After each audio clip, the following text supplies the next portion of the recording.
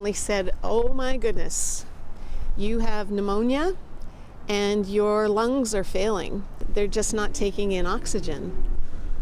I'm Sandy Rosen, and I'm just going to tell you a little bit about my experience having COVID. We were at our cabin on Keats Island, and the Sunday I ended up feeling a little fluish. Got home, had booked my COVID test for the next day, and was still kind of feeling a little bit chilled, a little bit feverish. Again, still thinking that I'm not really sure that this could actually be the case, because I don't know how it could have happened.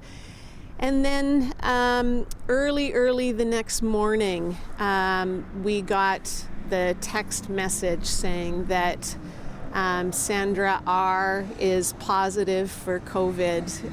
And then over the next couple of days, I kind of started to have a few more symptoms, but I seemed to still be okay to keep doing my day. Day 3, suddenly things just started to turn, and I started feeling like I kind of needed to stay in bed more, like I needed to sleep a bit more, hoping that it would just kind of start to go away. It was a good full week that it was just gradually getting worse, and I was feeling more achy, and I started getting really bad migraines, and I started not being able to eat and struggled to even drink. And then probably around day 8, things got, all I can just describe it as is that suddenly it felt like I had been buried alive.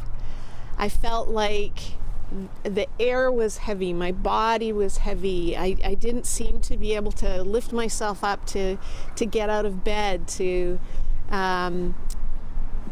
even going to the bathroom became a difficulty. I hadn't eaten in several days because my body just wouldn't keep food down. And so we got to the hospital, and once we were at the hospital, they whisked me into acute care and began to take all my vital statistics and oxygen levels and all that kind of thing. Chest x-rays, ECGs, and it's then that they suddenly said, "Oh my goodness, you have pneumonia and your lungs are failing, and they're just not taking in oxygen." And so they immediately hooked me up with oxygen, and finally, over the course of about 10 days in hospital, finally my lungs could function on their own again.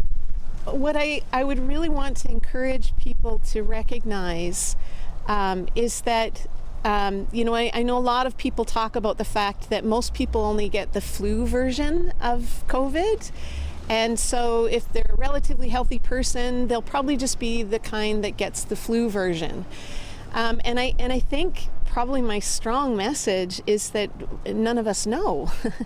I would have thought I would have been just the flu version, and it really turned the opposite to that very fast. I think also the need for us not to be so concerned about whether or not we have to keep wearing masks. The fact that masks protect us from giving it to somebody else at the moment that we don't know we have it is a really important understanding. It's mostly about us protecting one another is a big part of it.